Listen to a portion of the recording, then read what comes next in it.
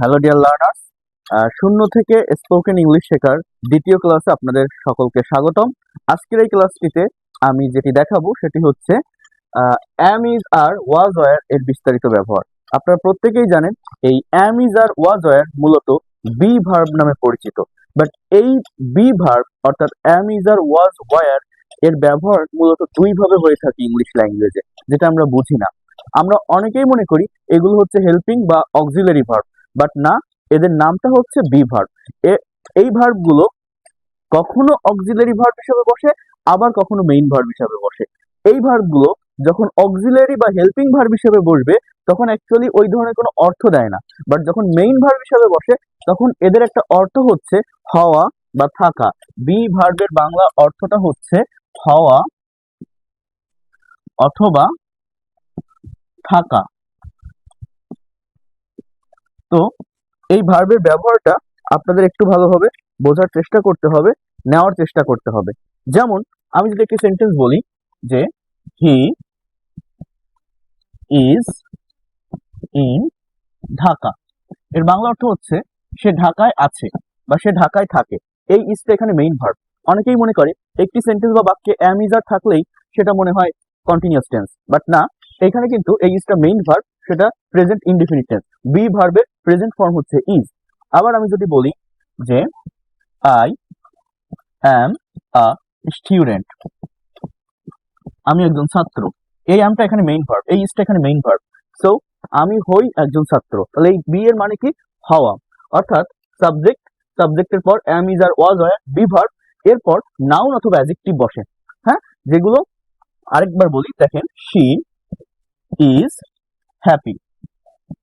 So এইখানে এই যে প্রত্যেকটা সেন্টেন্স, এই সেন্টেন্স গুলোতে বি ভার্ব মেইন ভার্ব হিসেবে বসছে। আর বি ভার্ব যখন হেল্পিং বা অক্সিলারি ভার্ব হিসেবে বসে, যেমন প্রেজেন্ট বা পাস্ট কন্টিনিউয়াস টেন্সে। এছাড়া প্যাসিভ ভয়েসের স্ট্রাকচারে কিন্তু এগুলো ব্যবহৃত হয়।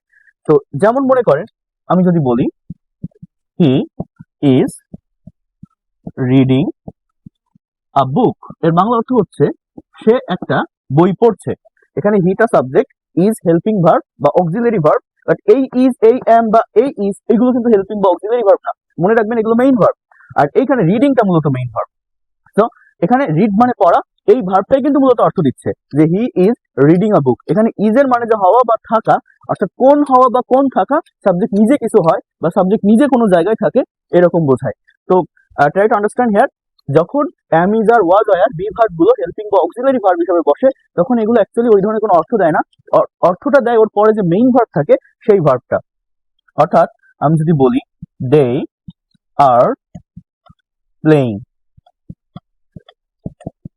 ফুটবল, এর বাংলা অর্থ হচ্ছে তারা ফুটবল খেলছে।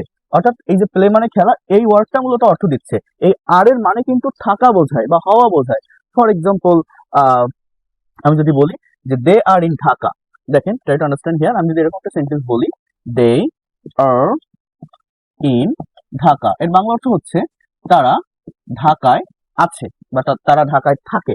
এই আর এর মানে থাকা, এইটা প্রেজেন্ট সিম্পল বা ইনডিফিনিট। আর দে আর প্লেইং ফুটবল, এটা কিন্তু প্রেজেন্ট কন্টিনিউয়াস টেন্স। এটা কোন টেন্স? Present continuous tense. তো আপনাদের এই বিষয়গুলো একটু ভালোভাবে বুঝতে হবে। যেমন মনে করেন ওয়াজ ওয়ার, মানে আমরা জানি যে ওয়াজ মানে ছিল, কিন্তু এটা কোন ছিল বোঝায়? সাবজেক্ট নিজে কোনো জায়গায় ছিল।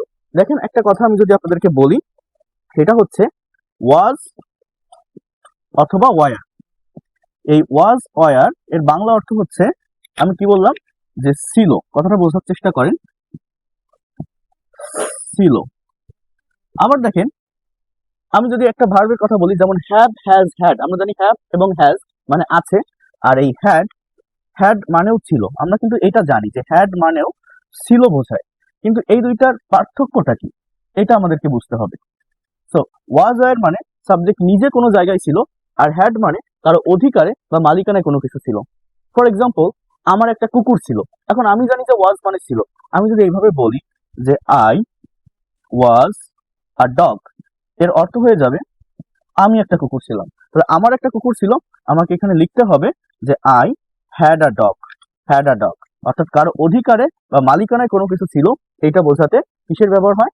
হ্যাভ, হ্যাজ, হ্যাড, আছে বা ছিল। আর সাবজেক্ট নিজে কিছু ছিল, যেমন আই ওয়াজ আ টিচার, আমি একজন শিক্ষক ছিলাম। এই জায়গাটাতে এটা পাস্ট ইনডিফিনিট টেন্স, কিন্তু ওয়াজ সাবজেক্ট নিজে কিছু ছিল, এই ওয়াজটা এখানে মেইন ভার্ব। কিন্তু আমি যদি আবার বলি যে আই ওয়াজ প্লেইং ফুটবল বা আই ওয়াজ প্লেইং, আমি খেলছিলাম, এইখানে প্লে মানে খেলা, এই ওয়ার্ডটাই মূলত মেইন অর্থটা দেয়। সো আমাকে বুঝতে হবে যে বি ভার্বগুলো অর্থাৎ অ্যাম, ইজ আর ওয়াজ ওয়্যার, যে ভার্বগুলোকে আমরা মনে করি যে এগুলো অক্সিলারি ভার্ব, এগুলো অলওয়েজ কন্টিনিউয়াস টেন্স গুলোতে বসে থাকে, এই ধারণা থেকে আমাদের বের হয়ে আসতে হবে। এই ভার্বগুলো আবারও বলছি আপনাদেরকে, মেইন ভার্ব হিসাবে যখন ব্যবহৃত হয় তখন প্রেজেন্ট বা পাস্ট ইনডিফিনিট টেন্সে ব্যবহৃত হয়। ইভেন বি মানে কি, হওয়া বা থাকা, ফিউচার টেন্সেও কিন্তু এই বি এর ব্যবহারটা হয়।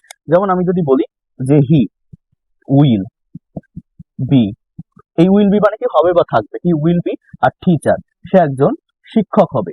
এখানে বি এর পরে যদি নাউন বা পার্সন থাকে, এই বি এর মানে হওয়া, যদি প্লেস বা অ্যাডভার্ব থাকে, for example he will be in Dhaka, এর বাংলা অর্থ হচ্ছে যে সে ঢাকায় থাকবে। তাহলে এই যে বিটা, এটা কি কোনো ফিউচার কন্টিনিউয়াস টেন্স?